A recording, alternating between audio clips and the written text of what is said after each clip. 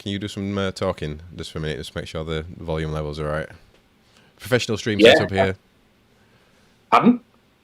We're on the stream, so behave. Okay. Well, I always behave myself. I am a behaviourally sound human. How do we sound? Do we sound wonderful? Do we sound clear? Do we sound delightful? I think the levels are fine. Yeah. Delightful. Point my mic down a bit more. Might turn your... Oh, yes, good. So, here we are, finally.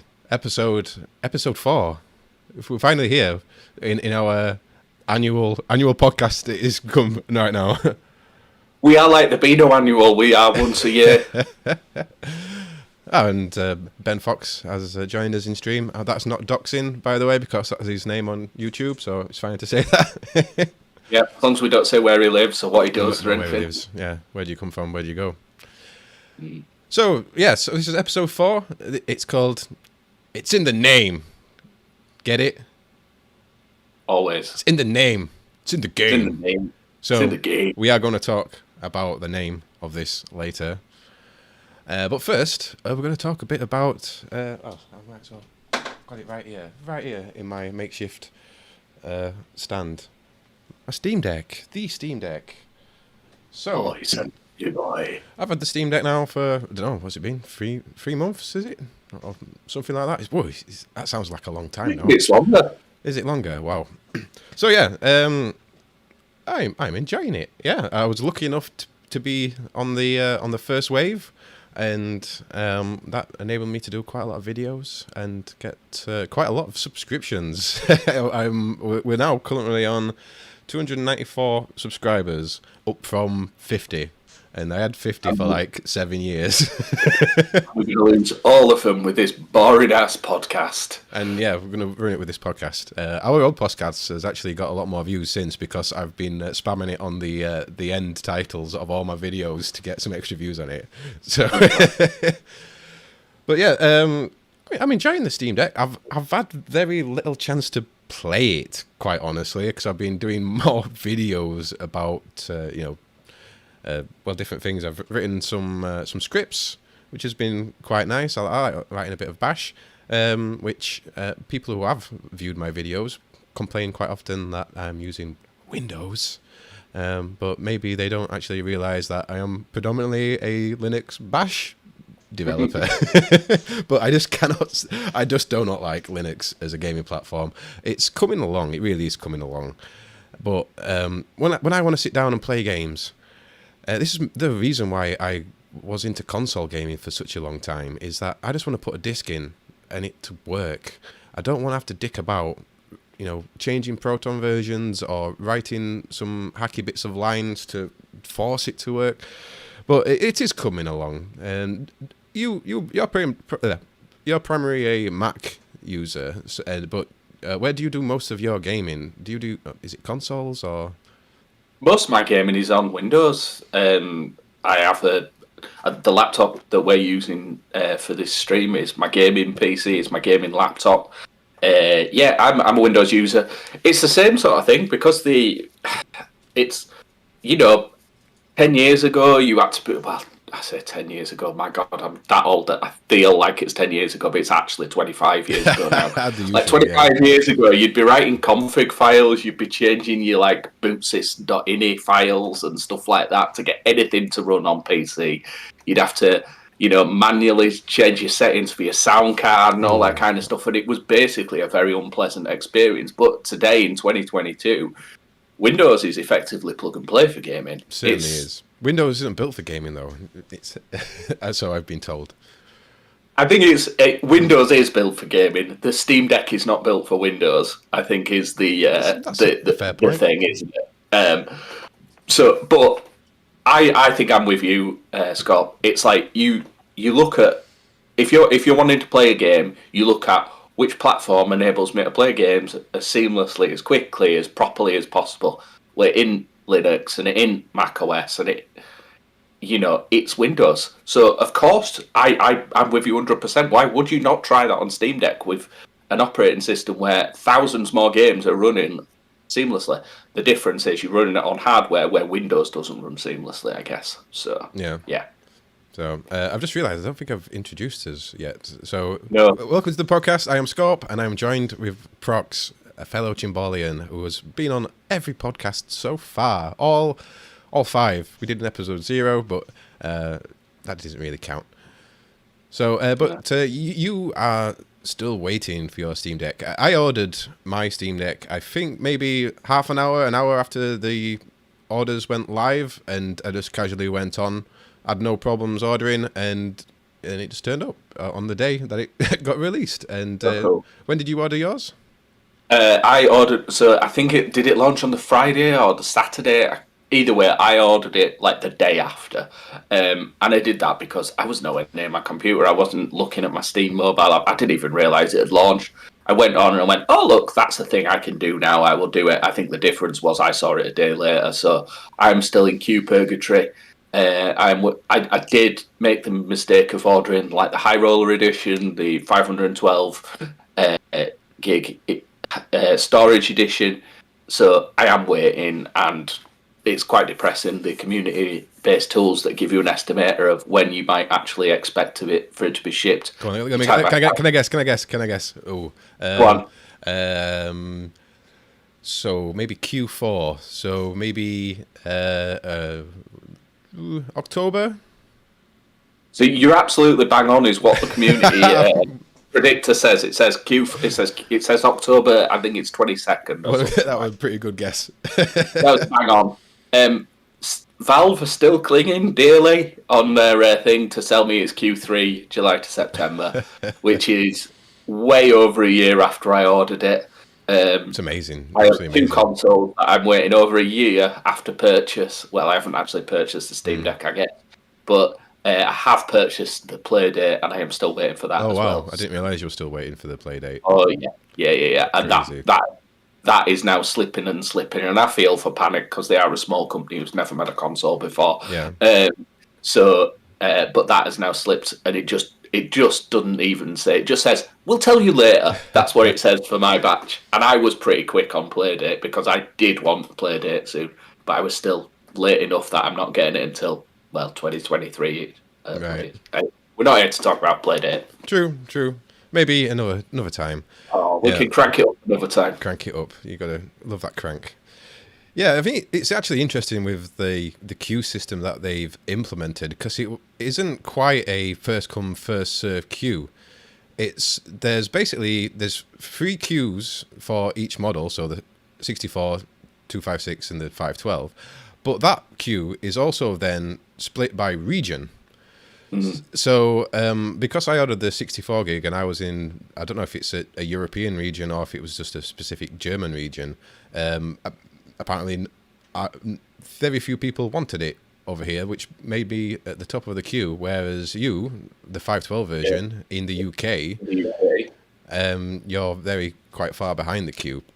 And I also think that from what I've heard from interviews with Gabe, is that they were expecting the 64 gig version to be the most popular. That's why they fought to get the price down. Whereas in fact, the most orders have been for the 512 version, and I'm wondering if that has made the supply even worse, because it's a different screen, so that's a different thing that needs to be manufactured on batch.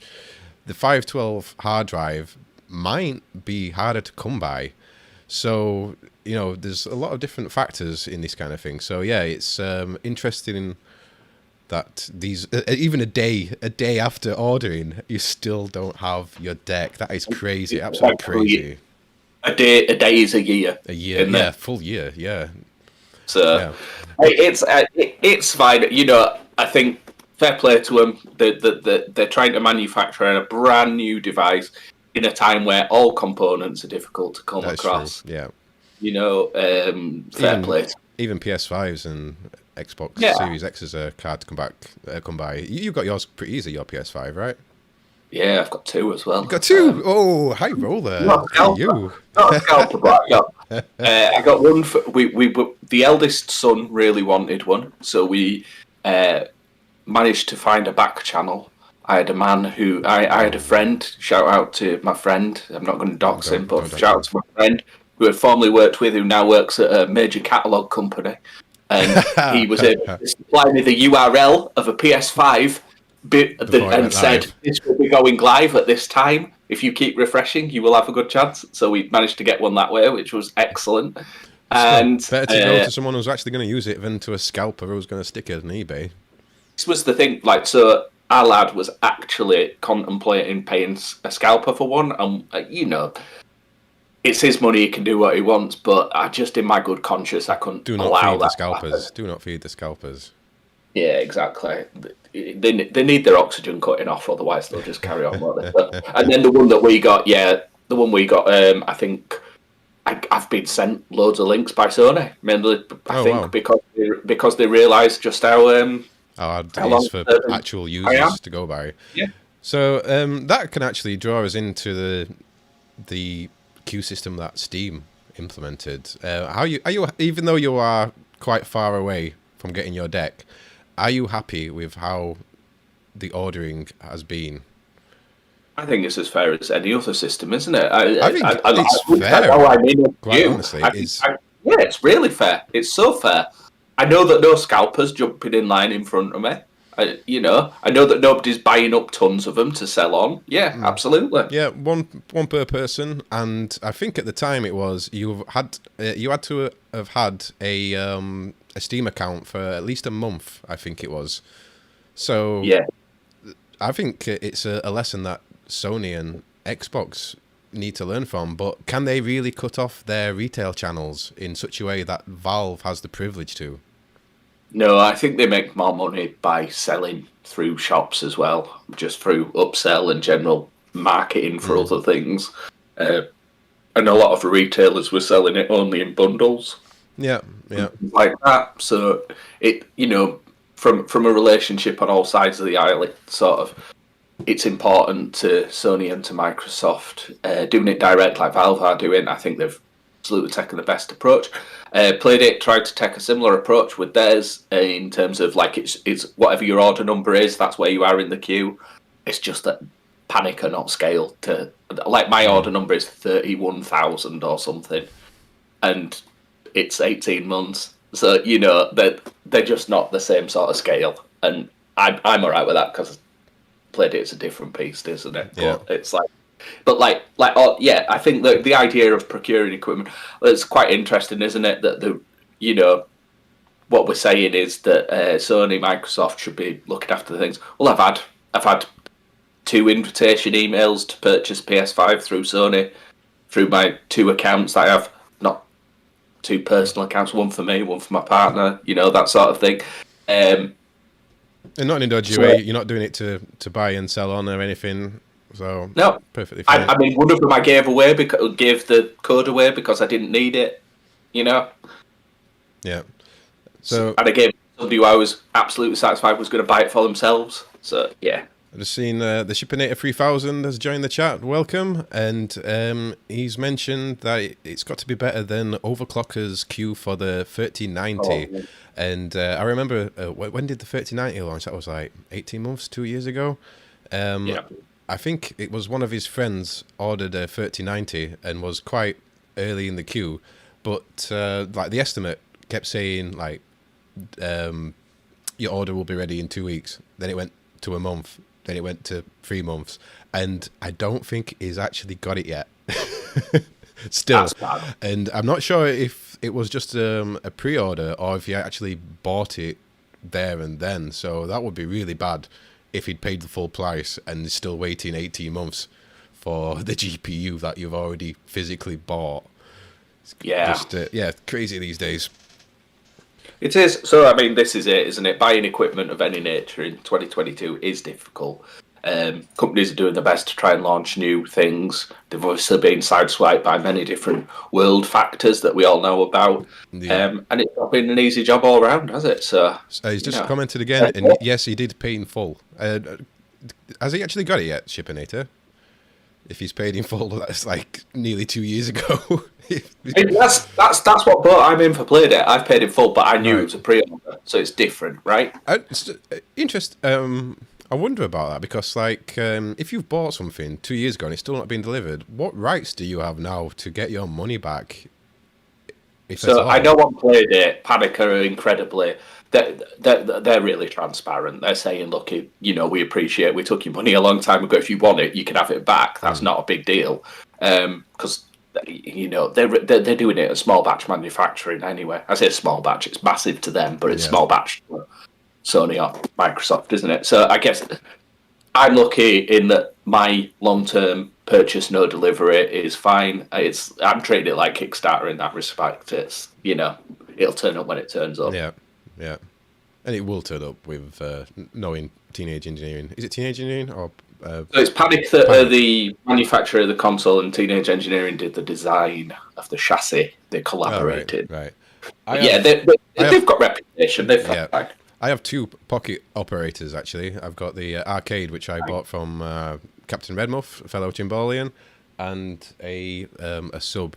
And I'm rubbish at making any sort of music. It's like, so I've made a couple of nice things. I used to have an intro theme for our podcast, which I can't be bothered to plug in anymore. But I would love to make something proper on these.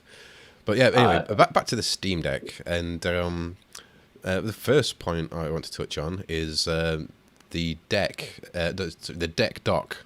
I've not read the articles, but I've read that the dock has once again been delayed.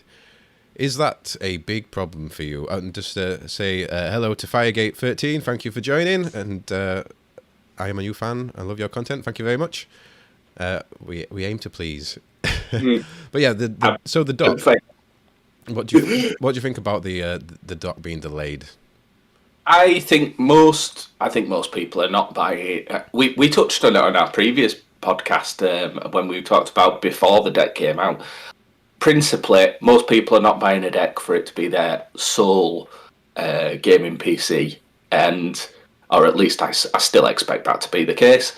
To which point, having the deck dock is not available is less of an issue. But for those people who really want one, it will be a huge issue. It's not a universal accessory. It's not a must-have accessory for all users. It's going to be one of those where for those people who really want one and really see a use case, like I want to play this on the move, and then when I go to my bedroom, I want to be able to finish off playing what I'm playing on a screen and let it charge and things like that, or something like that. That's a fairly reasonable use case, I would imagine. It'll hit those people, but there'll be third-party versions, no doubt. I mean, I'm using just a cheap one I bought from Amazon, and I will not name the company, but I did get approached to be a sponsored content for a new upcoming one, which is designed specifically for the deck. So there is options out there if you want to have them, but I know a lot of people just want official things, and obviously they're going to be disappointed. But without reading the reasons why it's been delayed, I am going to offer a theory right now for you, and you can tell me if it's bullshit or not. And the number of orders they have for the deck is massive. They need to fulfill those orders. I am not sure how the situation is with their manufacturing, but if it's a case that they have to stop manufacturing Steam Decks to then start manufacturing docks, then it's just not worth their time to manufacture the docks. They need to fulfill their original orders. And even if they did have enough time to manufacture docks alongside the deck, that is then an extra product they need to offer support for. And that is going to really pressure all their support team, their RMA team, their delivery, everything. I think whatever the reason is for delaying the dock is the correct decision. And I'd go along with that. That seems fair to me. And I think if they were going to use a third party and drop ship it and all that kind of stuff and get them to put a sticker on it and things, why would they bother making one? I'm not sure, other than a bit more profit. But Valve never strike me as a company that put profit first.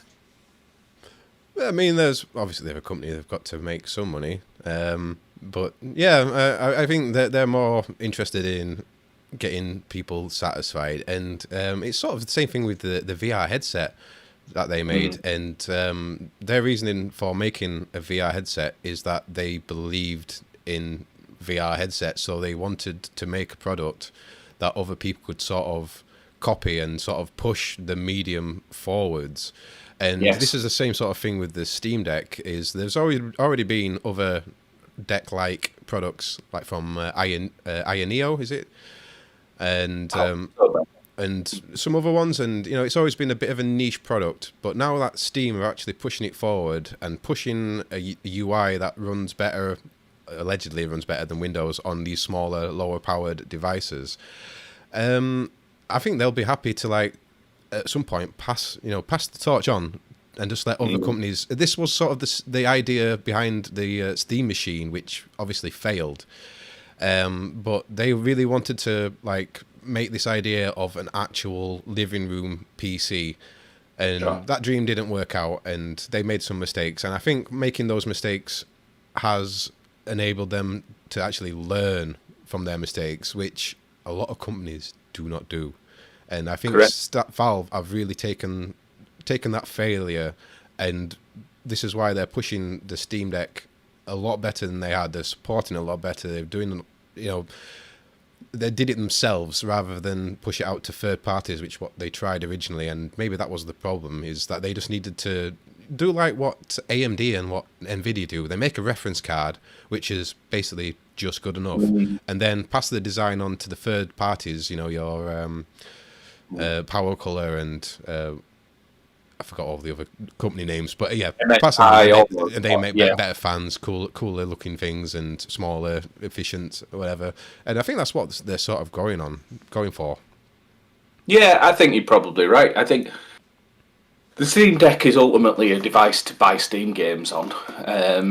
That's real. That is what they want, really. You can do other things on it, but that's primarily why they want more devices that's capable of buying Steam games on than not, which is fine. I get that.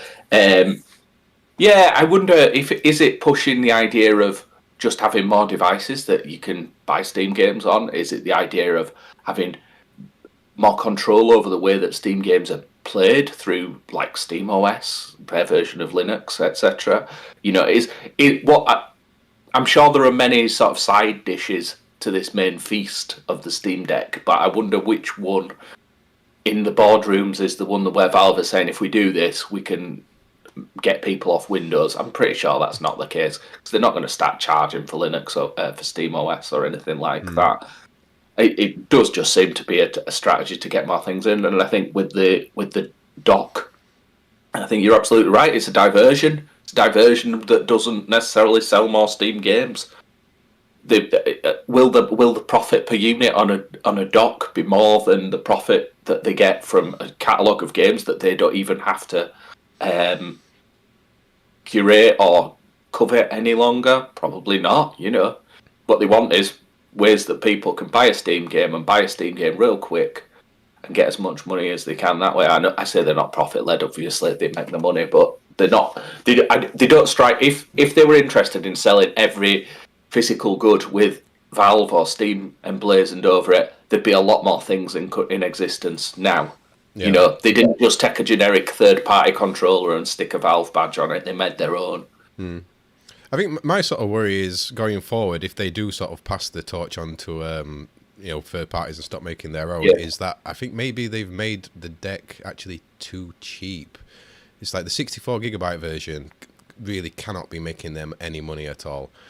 And like an equivalent Ioneo is about over £1,000, and the deck, the minimum, the base version is $400 or £1 So maybe they priced it a bit cheap, but by all accounts, the 512 version is doing a lot better. I really wish they'd have upped the price by €50 and then lowered the price of the top one by €50 and put a 128 drive. It wouldn't have cost them much more in manufacturing, and that extra €50 would have made it probably more profitable and a bit more of a fair price. Because at the moment, it's basically only sort of living because they know they're going to make some profits back from from selling Steam games, 30% charge per game.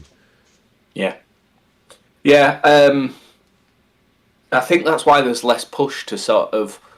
You'd think at this point they'd be putting a lot of effort into the verified program to show which games that you've got. So if this was about, we would like you to buy a new device to play all the existing games that you have on, they would be putting a lot more effort into that. The fact is, the releases that are getting prioritized for whether they are deck compatible are new releases. Because that's where they make money. Yeah. They actually don't care if you can play your 10-year-old game on deck or not, because they've already got your money from that 10-year-old game. So I'm just going to read some chats. So Firegate13 says, after trying to mount a network file system, can you try, because that's what I did on this channel, can you try and mount the SD card formatted as NTFS?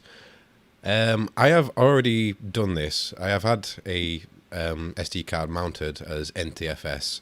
The problem is the same one I had with mounting a external drive as NTFS, is that it all sort of works perfectly until you try and update a game and Steam just says the file system is unwritable, which it seems to only be a problem of the Steam client, because if you try and write to it just normally in like with Nano or whatever, just create a file, it all works fine.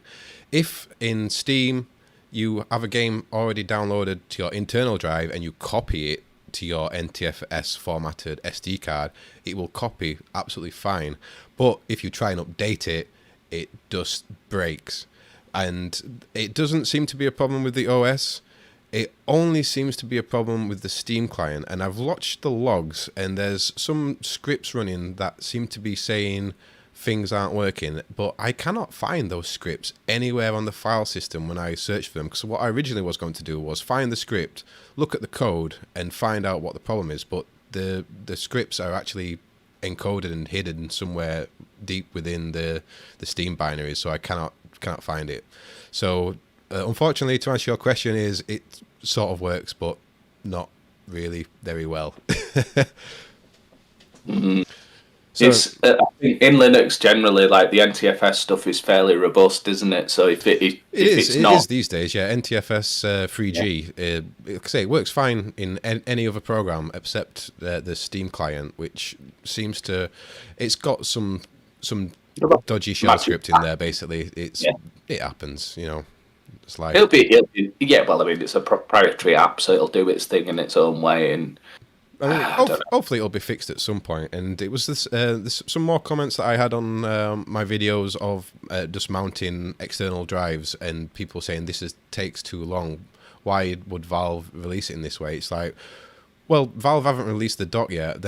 They've probably seen the data of how many people actually use a dock and actually have plugged in an external drive, if their metrics actually go that far. I'm not sure they actually do. I'm not sure how invasive Valve are with that kind of thing, but they probably have a good idea of who's trying to do these kind of things, and it's probably just not worth their time at the moment until the dock is released. And I think by the time the dock is released, they will sort out all these little issues with the UI. And like I've written some scripts which can do these kind of things, and I'm pretty sure they'll write their own better scripts and feed it into the UI, and it will be absolutely seamless. But until they've released that dock, it's not worth their time to do it. There's more important problems. Why fix a problem that only 1-2% of people are going to have, when you can be fixing the problems that 90% of people are having? That's where your dev resources are going to go, or should be going. Yeah, agree. And that's, I mean, if you think about like this sort of features that have been into the Steam client, a lot of things that you would have thought were, oh, well, why the heck does that not exist? Like the idea of having multiple places you can store your games, that came in after many, many years. You know, it was initially it was, you know, this is your fixed directory location where your games go. And I think it was only when they started doing it for multiple OSs that they even brought the idea in. So yeah, I think you're right. It will come as feature requests. It will come as enhancements. It will come over time. They need to get their core stuff. It comes back down to their primary thing that they want you to do with the deck is turn it on and buy a new game and play it. that's what they want you to do. Yeah. So that's what they're pushing to do. It's interesting because of the way that the device is positioned as a secondary device, as a complementary device. Actually, it's that sort of thing that makes so many more people think, well, I'd like to access my existing library, I'd like to mount it on a NAS and access it that way. Yeah, well, the thing is, like, I have been playing games from a NAS, I've been playing games from an external drive, all the things that you cannot do in the gaming UI. But that's the beautiful thing about this console. And I am going to use the word console, even though it is not a console, it is a PC. Yeah. It's open. It's like, how long did it take Nintendo Switch to enable Bluetooth headsets? It was like 11 system versions or something like that. It was like 3-4 years after release, and they've finally only just done it. Whereas, you know, if you've got the ability to do something on the Steam Decks in Linux, you know, a person like me or you, just drop out of the gaming, drop into the desktop mode, and you can do anything you want. You know, you can write some scripts, you can install different emulators, you can install like different unofficial Proton versions and things like this, anything you want, or install Windows. Imagine Nintendo letting you install Windows. Never a possibility. Nintendo don't let you do. Nintendo is. I mean, I get it. They've gone the opposite route for a console. It's a console that's locked down. We tell you what you can do so that you don't break it, but also so that we can sell you everything that we want to sell you. But it is incredibly restrictive. You know, the amount of things that you actually want to do with these things, I think it's great that it's open. It is a shame that stuff like being able to access an NTFS formatted SD card is a workaround rather than a standard feature, but it will be over time, like I think like you say, Scott. I mean, you can do it. I mean, even in just normal Linux, desktop Linux, it can be a pain to do these kind of things. So it will come. And I think the more people that shout and not complain, but just ask for it, then there's going to be not necessarily Valve developers, but just indie developers, whatever, open source developers who are just going to do it. And I think that is probably the greatest strength of this system. Well, this is it. Right now, we're thinking about how do we mount an NTFS formatted SD card, but you know, at some point, a set of people who are way cleverer than any of us will go, do you know what? Actually, this is about just sharing resources between operating systems, being able to do it with quick file access, being able to write speedily, and all that, and they'll build something better. Yeah. I mean, like I say, I've done a few things on my deck. Like, I think the favourite one of mine that I've written was waking up this PC behind me is on my Steam Deck. I wrote a bit of shell script with a bit of a basic UI. I forgot what the UI is, but it doesn't matter. And I can just go onto my deck. I can click my non-Steam game called Wake Up Rig, and it will just turn on my computer when it's turned off. And that is amazing. It just blows my mind that you can do that kind of thing. Yeah. So the more people are going to make these kind of tools. There's an unofficial plugin loader, which I am trying to... well, it's written in Python, and I don't know Python. So I've been looking at some Python tutorials, and I'm slowly converting my scripts into Python to fit into this plugin loader. And hopefully that gets a bit more recognition. And I hope that it gets enough recognition that Valve, take note and sort of make it official, rather than the hacky way that they're like injecting the code into it. Valve will just at some point say, "Okay, we've made this API now, especially for you people that want to do this kind of thing."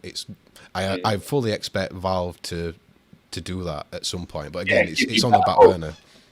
Give you better APIs, give you better hooks, all that sort of stuff, because realizing that that's the sort of stuff that you want to access, it's how everything goes. I mean, you look at like the evolution of their APIs. They started off as things for game developers only. They've now got a fairly decent set of like user-based APIs and stuff. I've written some apps in it, and it's a fairly well established and sensibly structured sort of response and all that kind of thing. Well documented, or Oh yeah, documentation's excellent now. It used to be really poor, and you had to you had to go into sort of so many levels deep, and it's like, mate, I just want to get my games catalog. I want to see what I've got available in my games catalog, or whatever. I want to get all my games that I've played less than half an hour in my case, which is far too many. But the so that started off inaccessible, impenetrable, work around it. That's a new word. I'm going to use that. But and now it's it's a first party. That's what's the phrase? First class citizen. It's a first class citizen now. This sort of reminds me of. Do you remember the PS3? And at one point you could install a different OS, like Ubuntu or anything. And at some point, 'cause I remember that you could install a different OS, but the GPU was completely off limits. It was locked down. You could not run anything on the GPU. You could only run things on the CPU. And then at some point, someone discovered a way to inject some code to then run on the GPU. And Sony's response was, in the next title update, was remove the ability to install a second OS. Yeah, that was their fix, and it was gone, absolutely gone. It was gone. No longer there, and it was a real shame because it was for some enthusiasts, it was a major selling point, wasn't it? It was, and I don't know if it's true anymore, but there was a supercomputer at some university, which was, I think it was like 100 or 500 PS3s, all running a custom OS to do science stuff.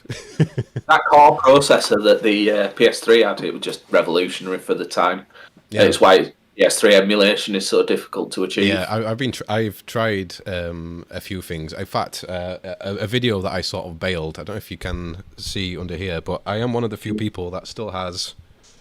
Oh, CD drive. What the heck is that? It's a Blu-ray drive. And, of course.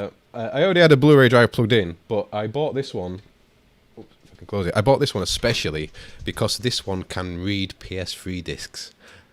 And dump them. So I've dumped quite a lot of my PS3 games, and but you no way of plugging them on anything but a PS3, right? Well, no, I can play them on my PC, and I've tried a few on the deck, but a lot of them run really badly on my PC, and my PC has a Radeon 6700 XT. Yeah, it's a touch better than the deck. Just a touch, yeah. And the first game I tried was Black Ops 1, because I wanted to play some zombies, and the frame rate on my main PC is like 8 frames a second. You know what you should do? Buy it from the Steam shop. I should do, but I'm not. I'm on a challenge. I'm on a challenge. A year of not buying games. January. You are?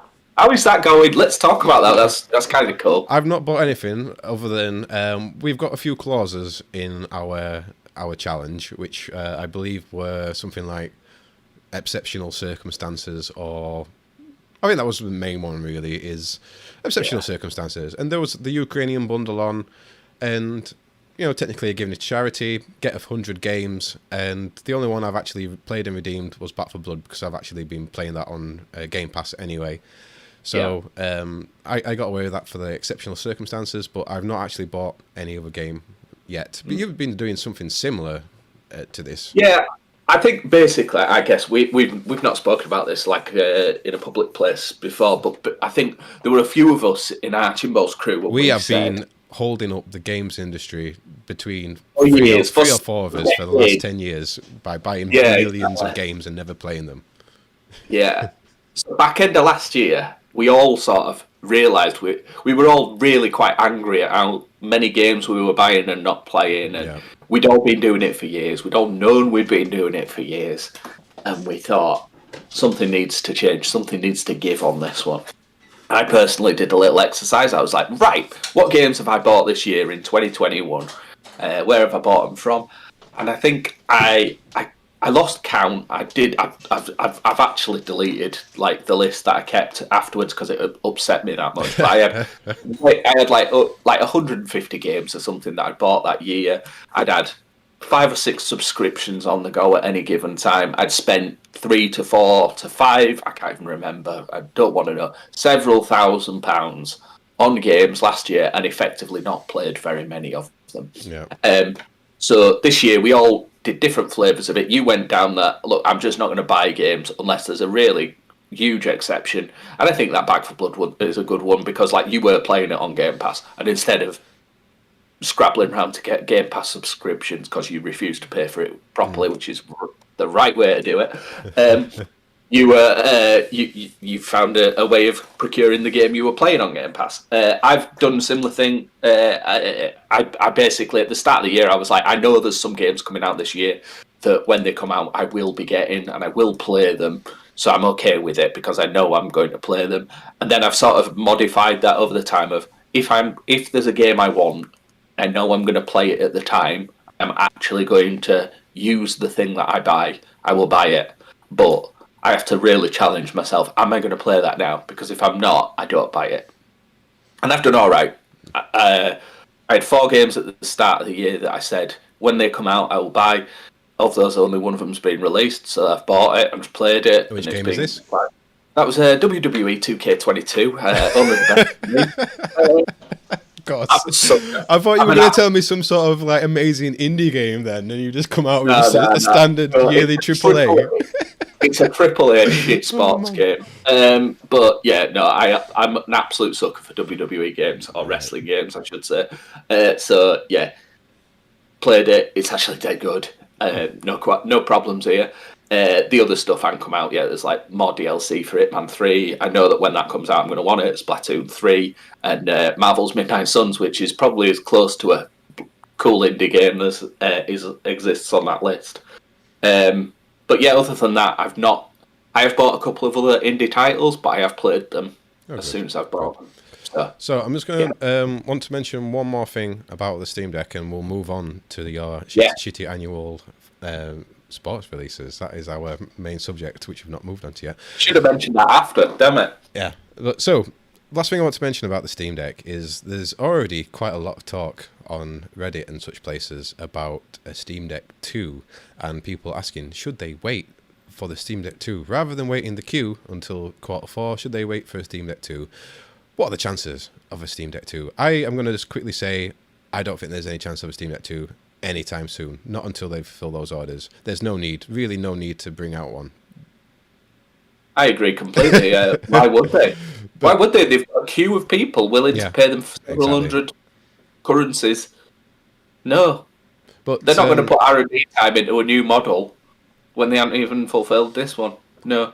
But just to theorise on a Steam Deck 2, I'm just going to say some things that I would kind of like from the Steam Deck 2, or a revised model, actually. It doesn't necessarily have to be a 2. The innards can be exactly the same. The only things I would like changing is, one, I would like to see a full-size SD card slot, just because micro SD cards are shit, absolute shit.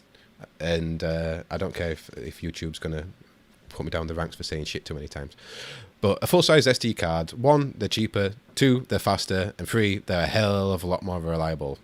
Another thing I would like a second USB-C port, because 1 is enough for charging, and unless you've got a dock, then plugging other things in is a bit of pain. I mean, it's not so necessary, to be honest. It would be nice, but if it's going to add more cost to the device, then don't bother. But a full-size SD card would be nice, and also a full-size and easily accessible SSD would be nice, because the way you've got to get into it at the moment is obviously taking it apart is completely fine. But getting out the SSD drive means loosening the bolt that secures the heatsink to the CPU.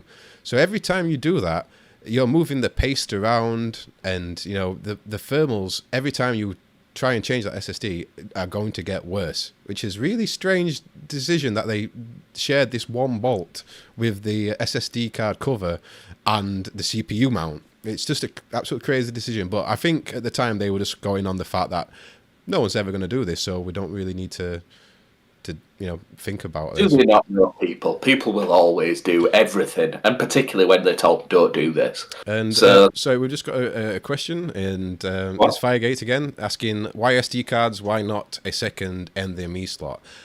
Basically, cost and bandwidth. The CPU that they're using, or APU with the GPU and CPU all together, only has so many PCIe lanes. So I think they're pretty much maxing out all the PCI lanes as it is. So if they were to add a second NVMe slot, they would need to add another chip to provide more PCIe lanes, which again will add a lot more cost. So adding a SD card slots run over the USB interface, so you can add as many of those as you want.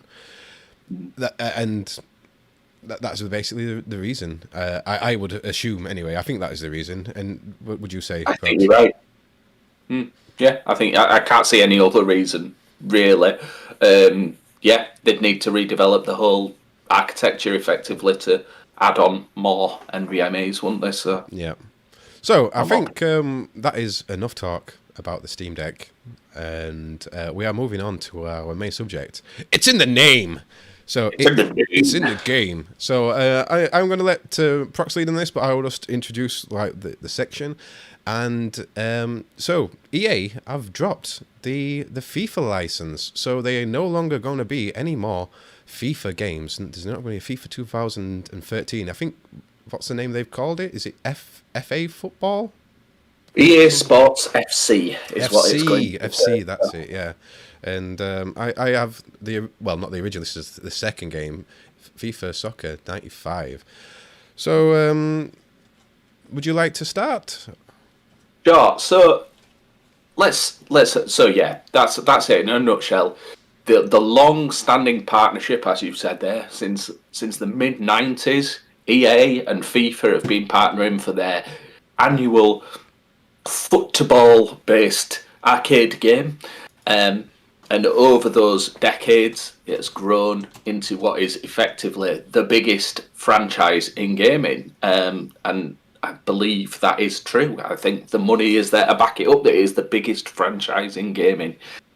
So it's quite an intriguing prospect that part of that is going to change, and that part of that is going to change is that the publisher and developer EA will no longer have the rights to call it FIFA, and they will change it to a name of their own, making a new name called EA Sports FC. The reason for this and what they currently have is they currently pay FIFA, and let's be honest, EA and FIFA are two wonderful, wonderful organisations. Great humanitarian, they couldn't be better buddies. They're such lovely, lovely people who absolutely put the people first. They are good bedfellows, actually. Not corrupt in any way.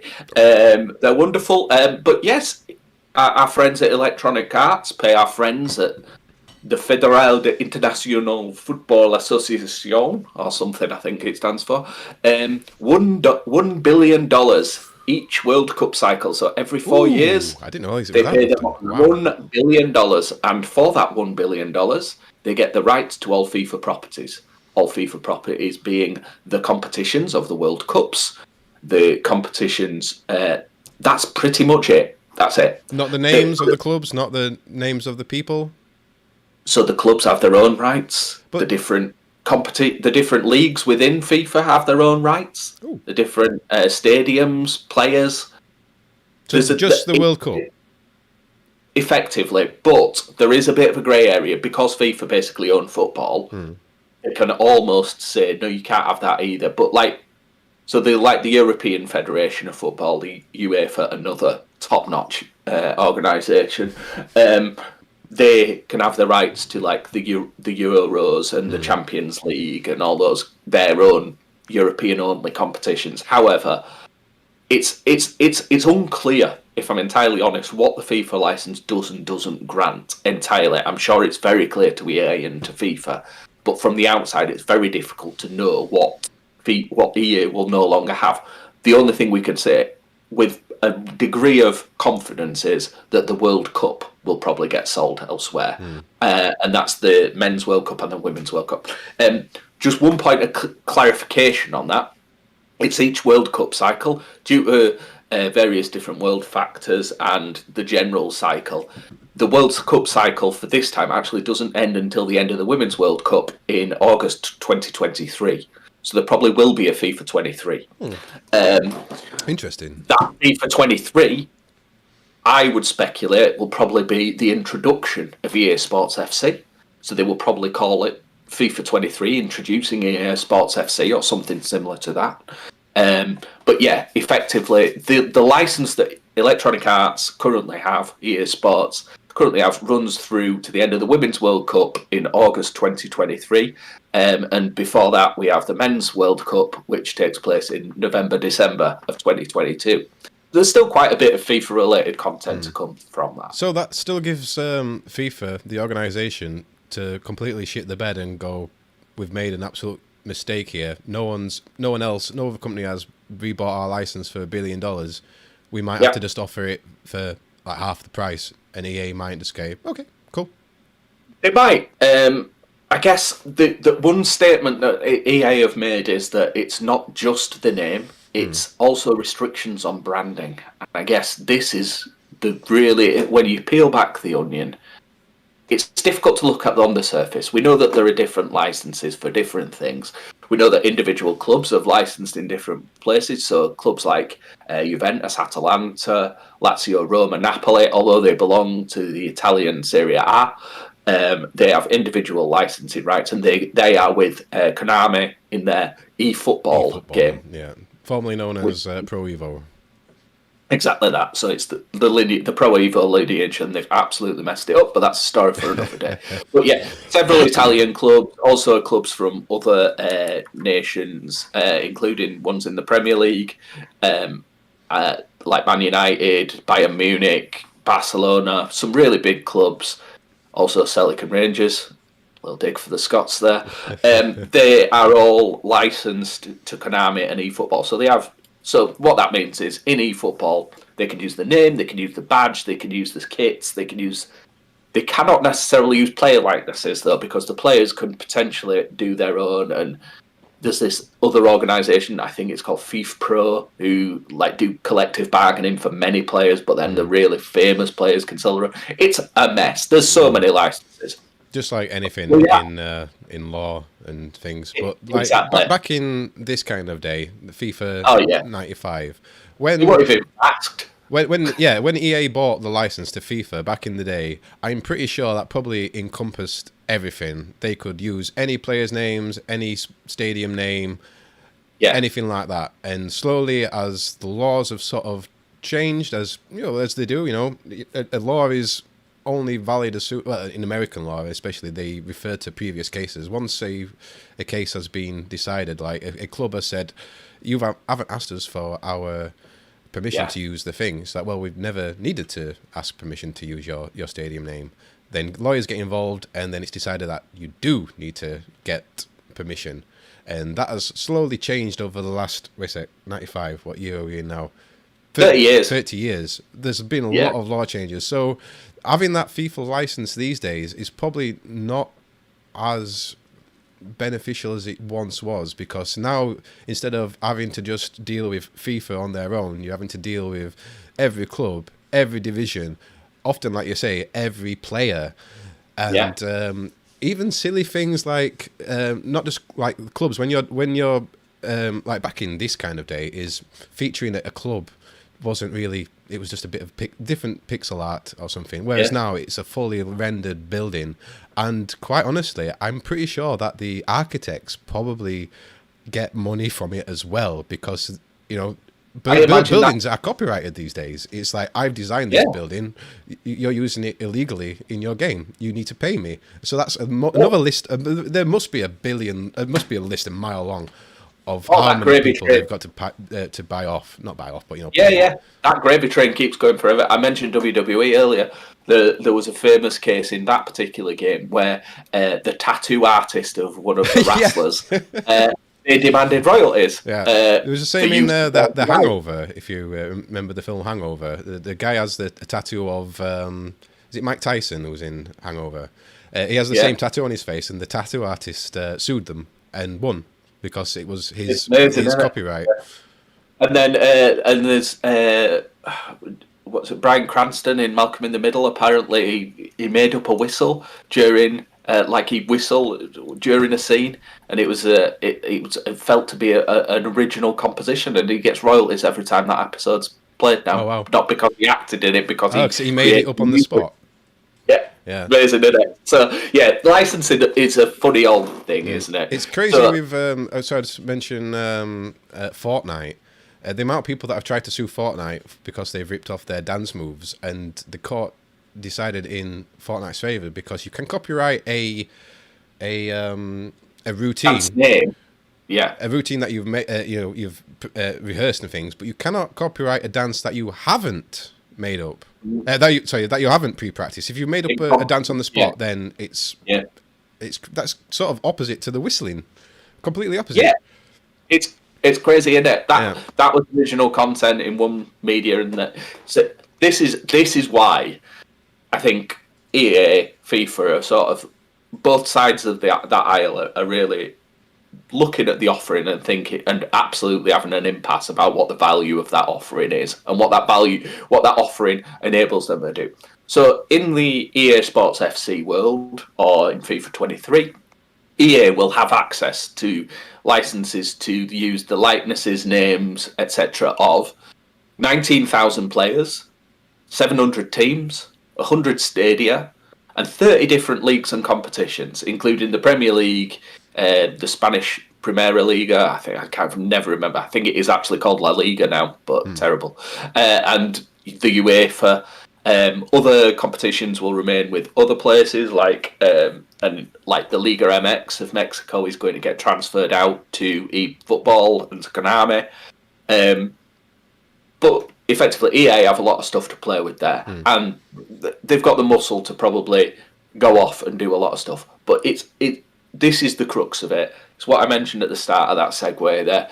It's not just the name, it's the restrictions on branding. And that, to me, screams, we would like to have done things quite differently. And this is EA. This is the FIFA game that has got loot boxes, or had loot boxes. As FIFA Ultimate Team, that is basically is probably the... I don't want to speculate, actually, but it's very, very lucrative, isn't it? I don't know where it is in the league table. They probably could pay that $1 billion off in a day of Ultimate Team.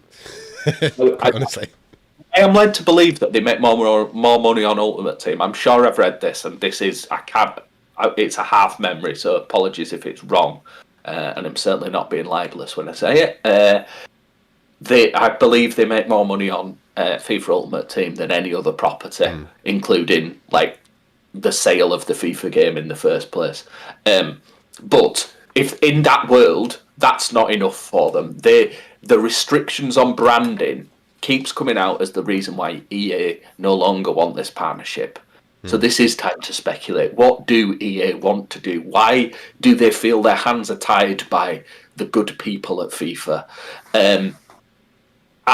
What do they want to do with their game that beyond FIFA Ultimate Team? And I mean, let's be honest, the obvious one to reach to in 2022 is they're going to slap NFTs into that bad boy, aren't they? There's going to be one shivers. Leo Messi. Shivers. There's going to be one Leo Messi. Of course there is.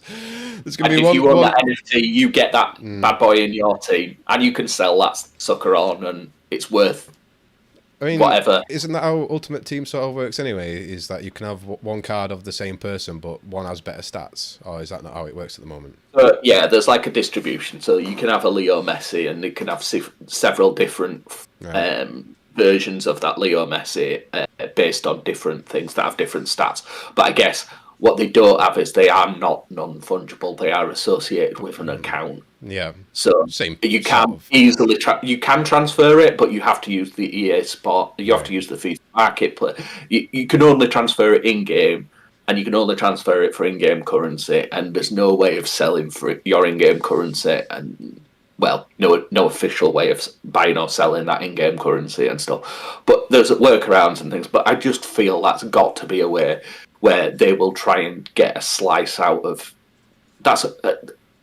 It doesn't feel like a stretch to suggest that horrific world of NFTs might enter the EA Sports FC property, it's already effectively doing it. Yeah, but without the actual NFTs, which, how I used to do it back in the day.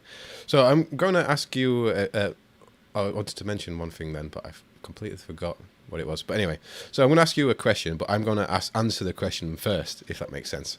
So there it is. Yes. FIFA, soccer, 95. If I just covered this up and said soccer 95, right, so will it make any difference to sales for EA? I am going to just say, I think that the game has been, and maybe it always has been, bigger than the association. If you say to someone FIFA, they don't say to you, what? The Provincial National Football Association? No, they don't. Yeah, You say FIFA, and they say, oh, the computer game.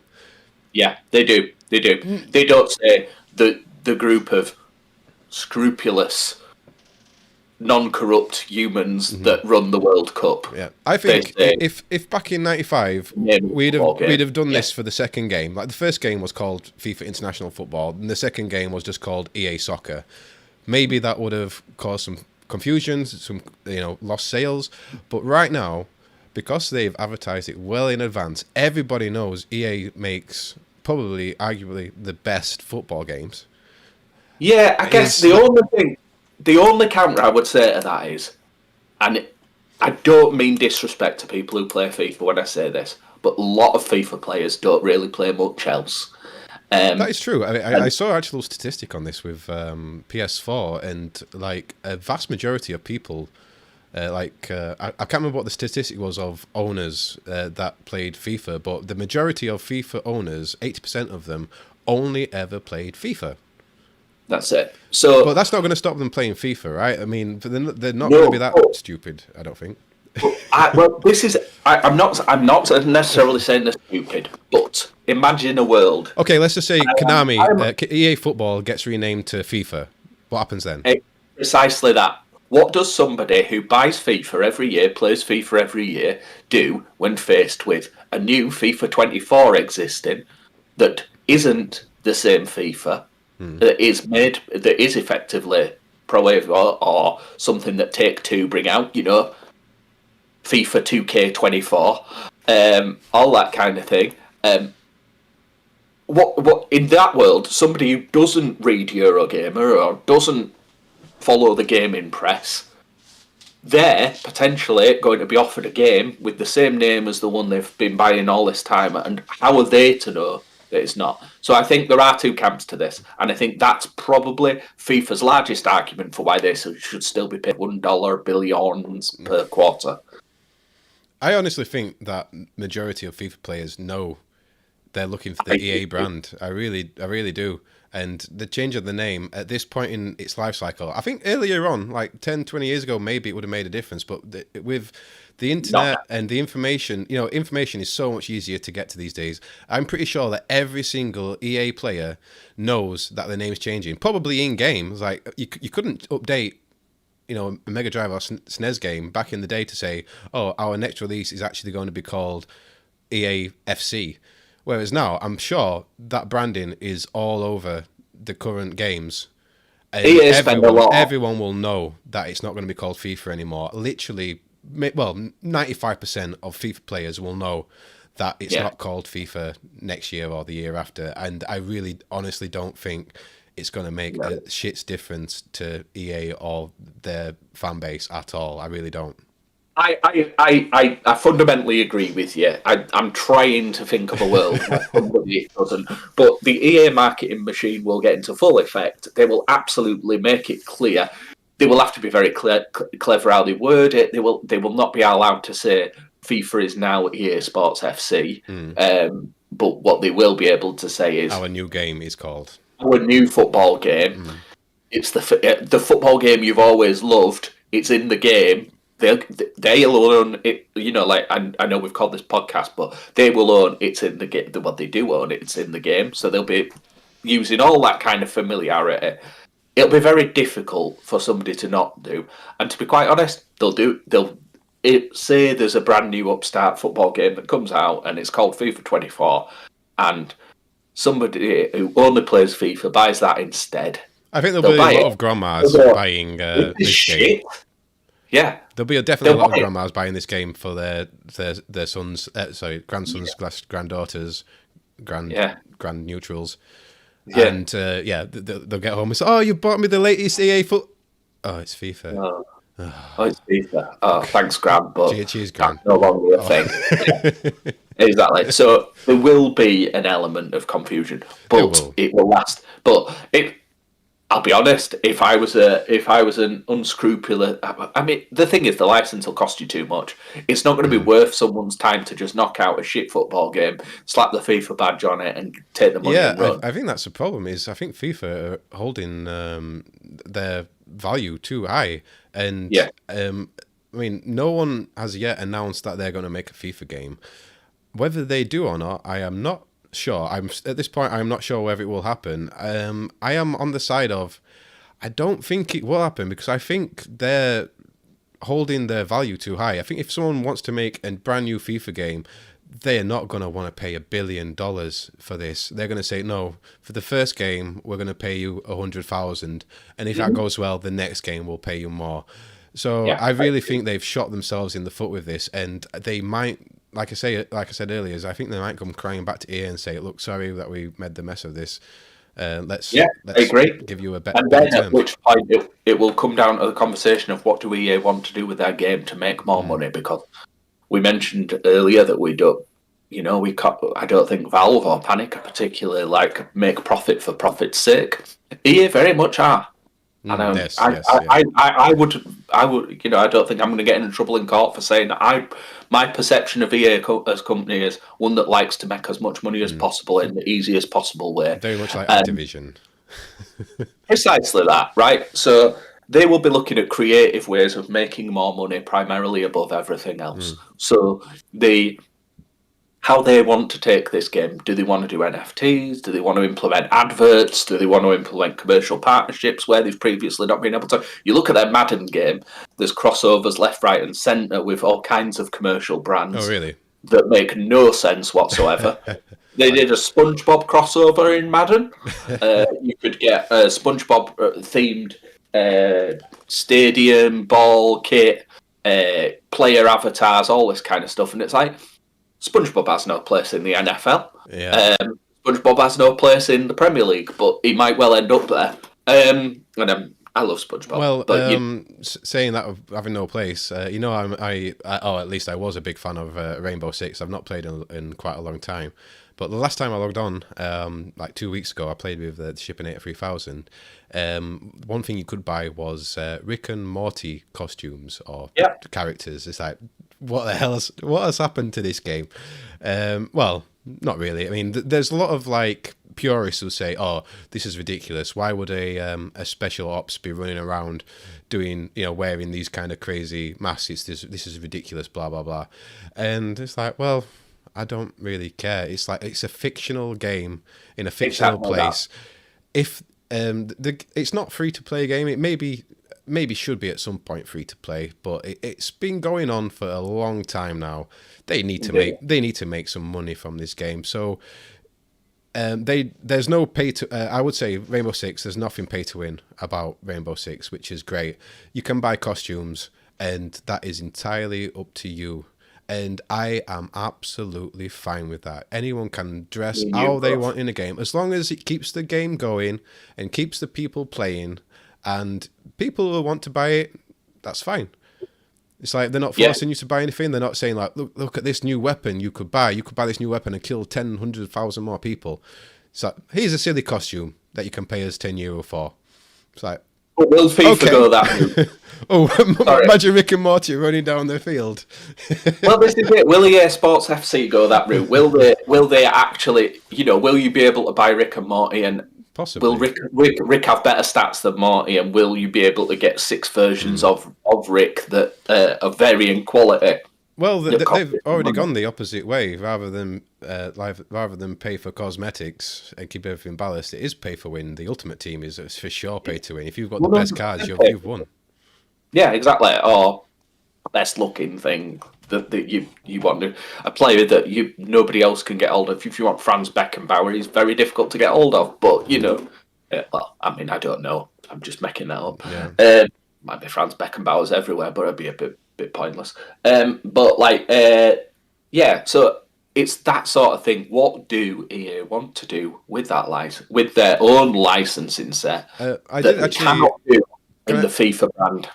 Can I, sorry, just interrupt for a second? I did actually hear a different opinion of why EA wanted to ditch the FIFA license, and I think that it might have been a developer on Twitter or something like that, and they said that FIFA put some like massive restrictions on the gameplay.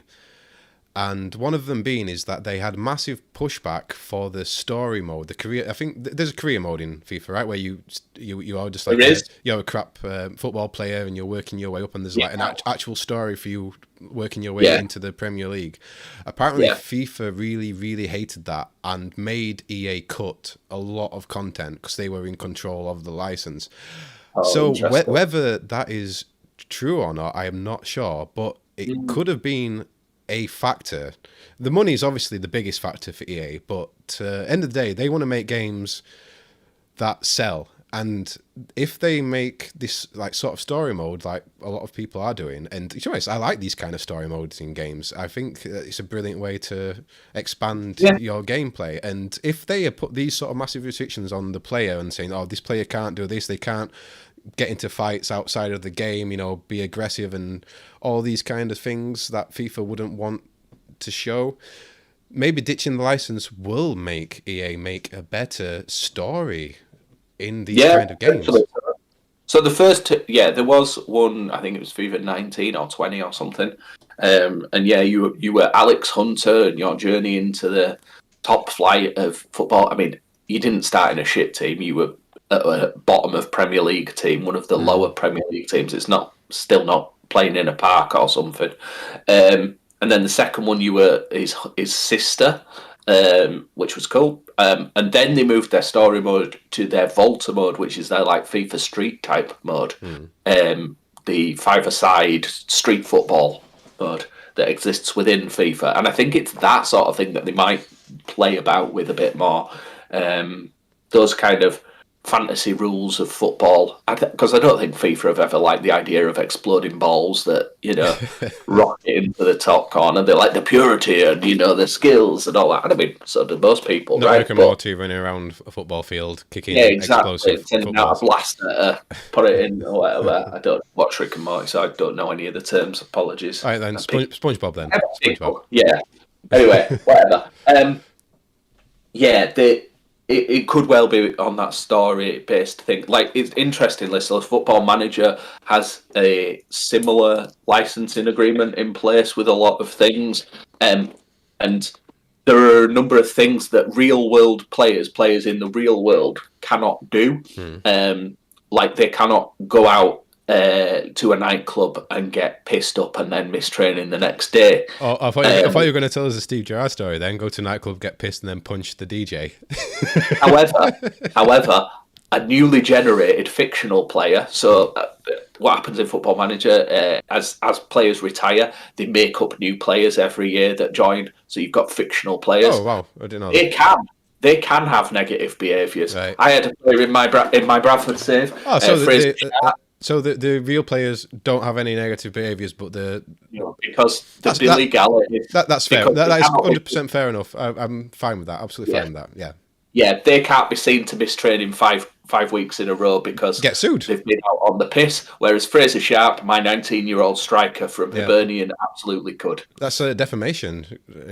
Just go. Yeah, exactly. Fraser Sharp can't do me. Bless him. Yeah. But a real world player could. So and I guess this is it. Like, I think EA want to have a little bit more creativity, a little bit more play, a little bit more boundaries. It'll be difficult. It'll be difficult. But I guess what it all comes down to it's money.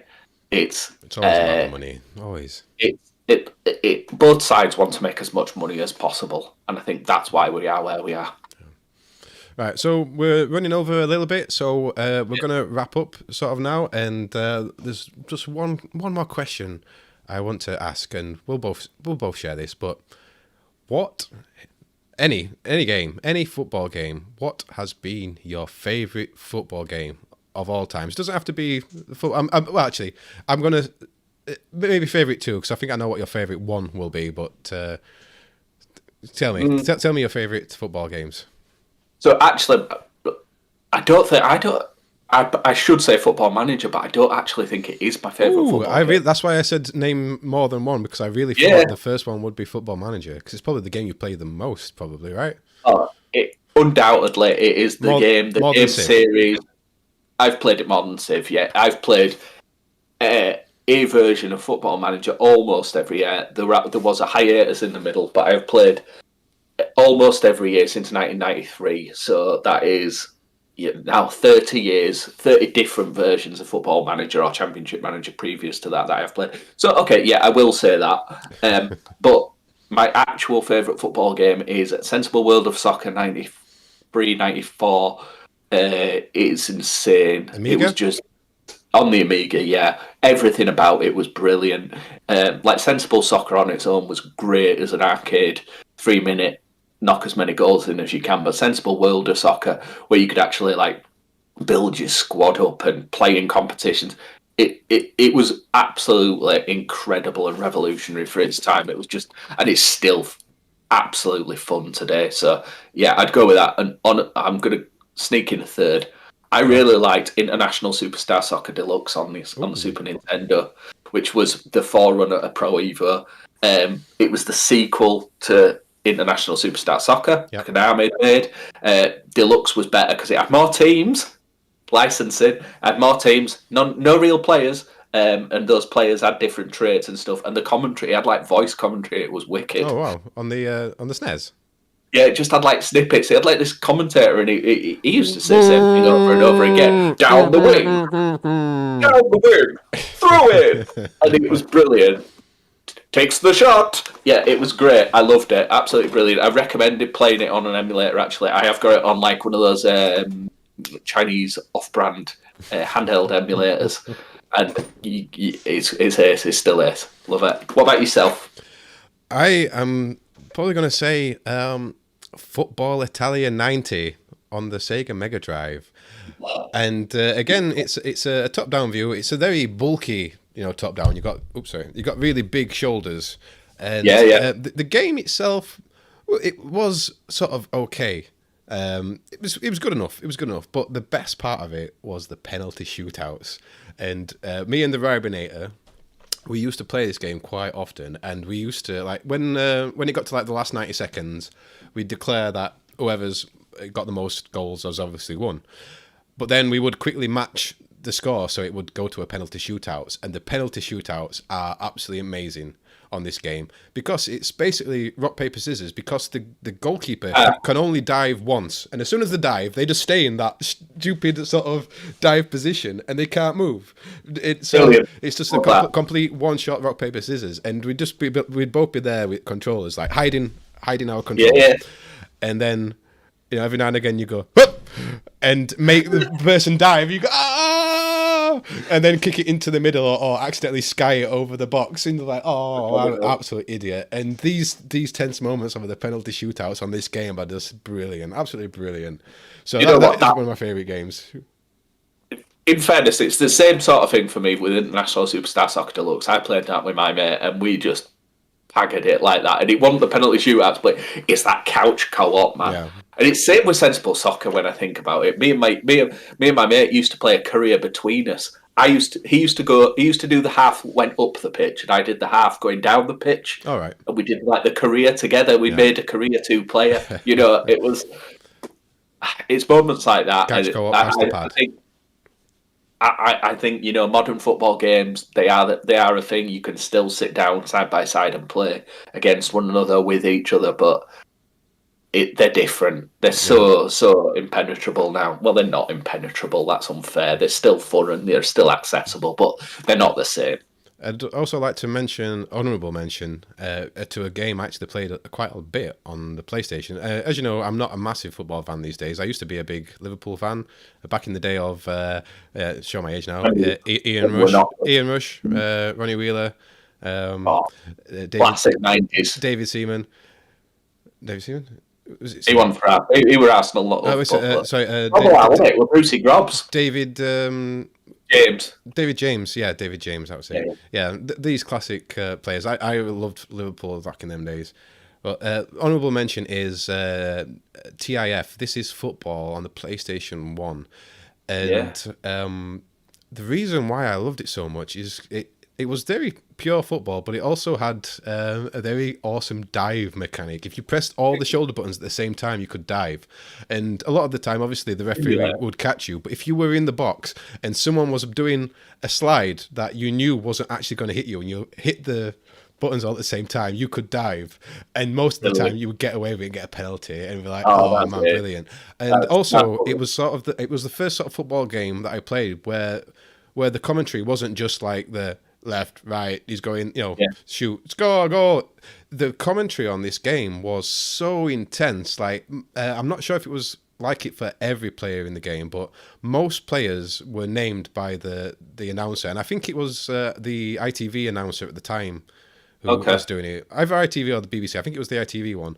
And it was all seamlessly stitched together to the point that when my dad's girlfriend walked in on me and my dad playing the game, she thought we were watching an actual game because on a CRTV it looked like a real game. The commentary was exactly real, and every time you pass the ball, it'd say passing to Giggs passes to blah, and it was just like, wow, this is modern technology, and it was a really good game. It's a shame that they didn't really get any further than I know they have released some on PS2. So I don't know why it died out, but This Is Football on the PS1 was really good. It's a really special football game, in my opinion. Just looking at it, so Metacritic score for the first one was 87%. The sequel didn't review enough to be done. I think it was probably end of PS1 life cycle or something. 2002 on PS2, 77, and then 2003, 78. And then it started tipping down, so it became 68 for the 2004 edition, 56 for the 2005. And I think that's why they tried to reboot it with a different title, apparently. Oh, right. Interesting. I've never played it. It was Clive Tildesley. Oh, right, right. Yeah, check it out. The first game is really good, and I've not played it. I don't think I even have it anymore, but I think it will hold up very well. It's a very good, in-depth, and like I said, the commenting system is so diverse. They must have spent a lot of time stitching that in. And like when you hear on a train platform and it says platform 30, it didn't ever sound like that. Even when he was saying like the player's name, they must have recorded him saying the player's name like 10 times, like Giggs, Giggs, Ryan Giggs, Ryan Giggs. All these different intonations, like you say, and brilliant system. The audio system, amazing. Put it on 1 3D or whatever. That's pretty good. Yeah, early 3D. Yeah, and like I said, honestly, I'm not sure how it looks on a modern TV, but on CRTV, it looked so realistic. Well, there we go. Everyone's learned something today. An unsung hero. This Is Football on PlayStation 1. But my actual favourite football game, Speedball 2. That's correct. That's the correct answer for everyone. That should be everyone's favourite football game. Yes. Ice cream. Yeah. So, and I think that should be about it. We've got no more questions, I don't think. Shippy says they need, I think this is referring to Rainbow, they need to make it free to play because a lot of people are falling out with Ubi due to them not listening to the player base. That is true. There's also been scandal, obviously, within Ubi and also within EA, and but I think at this point in its life, it should be free to play. The same as I think, just to sort of expand on that, I think Epic are doing it. Other than removing their games from sale on Steam, which is again another discussion, is I'm very happy that they've made Rocket League free to play and Fall Guys in June is becoming free to play. I think these kind of games really need to become free to play. I agree. There's no long-term reason to do it. I think it's right that they make them pay to purchase to start with. I think you reward those people who do by giving them founder packs skins that you can't get anymore later on in the game. Fine. And I think they've announced it far enough in advance that it's going free to play. They're not just suddenly dropped it on everyone saying, "Oh, tomorrow it's free to play," so they could make a lot of money before then. They've actually announced it 2 months in advance, saying like at this date it's going free to play. I think that's a good way to do things. I've never been bothered by it, mate. I've bought loads of games that have since gone free to play. Yeah, or the servers have shut down. Yeah, exactly. I mean, so many games. I think I kickstarted Elite Dangerous, and I've never bought it, but never played it. So I'm the worst person to ask. I kickstarted Descent Underground, and as thus far, still have not played it. Well, sure yeah. But it wasn't really about playing. It was more to the fact that I wanted the game to be made. Oh, the legacy, exactly. Yeah. Cool. So, and I think that's enough for this podcast. So, thank you very much for joining me, Mr. Prox. Do check out Prox Play stuff on Twitch, because he's quite often playing stuff. Let's say so, yeah. But yeah, so thank you for listening, and see you next year.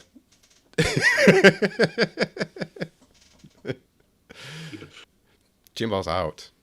Chinballs out. Later, dudes.